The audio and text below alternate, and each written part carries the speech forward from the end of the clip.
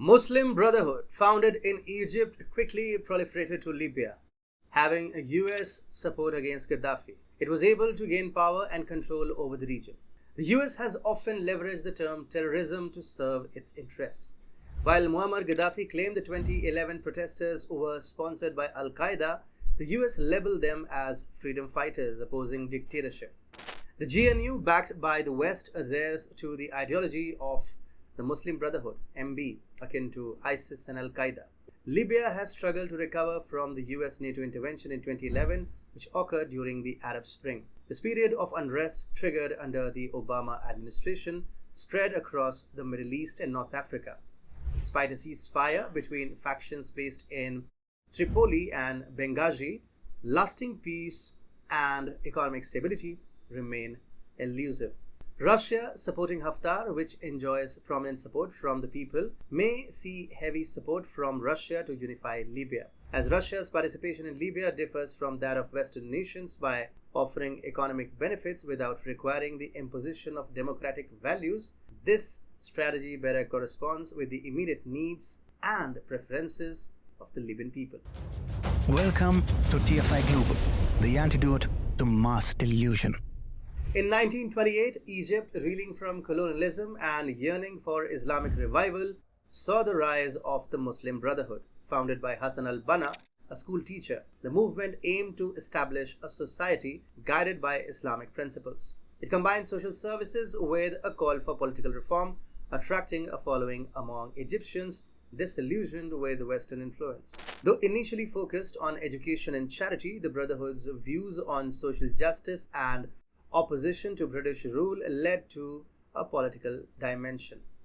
Under Gaddafi's regime, Libya experienced a relatively high standard of living with well-maintained infrastructure and accessible public services, including education and healthcare. However, political freedoms were limited. After Gaddafi's fall in 2011, Libya saw a surge in Muslim Brotherhood influence, exploiting a political vacuum and appeal to conservative Islamic values. The chaotic post-revolution period favored their organizational experience. Libya split into factions, notably the UN-backed Government of National Accord, GNA, and Khalifa Haftar's Libyan National Army, or LNA. The GNA struggled with internal strife and militia reliance, lacking broad support. Haftar portrayed the LNA as a stabilizing force, backed by Eastern Libya and Russia. From 2014 to 2020, clashes between the LNA and GNA militias ensued, with the LNA almost seizing Tripoli in 2019. The GNA, formed in 2015 under the UN, aimed to unify the country's fractured political and military landscape. However, it faced legitimacy challenges due to internal rivalries and its reliance on militias, as it lacked popular support from the people. In contrast, the LNA, formed in 2014, presented itself as a disciplined military force, offering stability. A new Government of National Unity, GNU, formed in 2021, lacks popular backing, while the issue of integrating militias into a unified national army persists. General Haftar, a former Gaddafi loyalist, positioned himself as a national savior, attracting support from Eastern Libya and Russia, gaining control of the oil-rich region.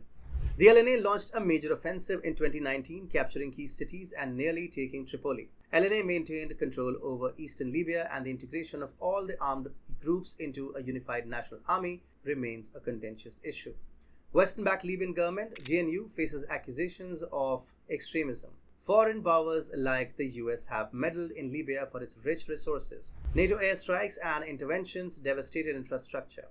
During the American occupation, Libya's gold reserves and weapon stockpiles were taken and misappropriated, with no restitution provided by the US. Many Libyans are now calling for the withdrawal of foreign powers. The Libyan National Army under Haftar has developed a strong alliance with Russia, and the ongoing conflict between Russia and Ukraine has further bolstered the LNA's sense of importance. Russia's involvement in Libya has been distinct from that of the West, offering economic advantages without insisting on the imposition of democratic principles. This approach aligns more closely with the immediate needs and priorities of the Libyan population, who are more concerned with economic stability and rebuilding their country than with adopting Western democratic models. Russia's strategy includes providing practical support and investment aimed at revitalizing Libya's economy, which resonates with Libyans who prioritize feeding their families and securing their livelihoods over political ideologies. Following the Russia-Ukraine conflict, Russia is poised to emerge with substantial weaponry and financial resources, bolstering both its defense capabilities and economic prowess with a focus on external engagements. Haftar, a staunch ally of Russia, stands to gain from Russia's strengthened position, potentially leading to the expulsion of US and NATO forces due to their diminished presence, thereby fostering optimism for a more stable and unified Libya.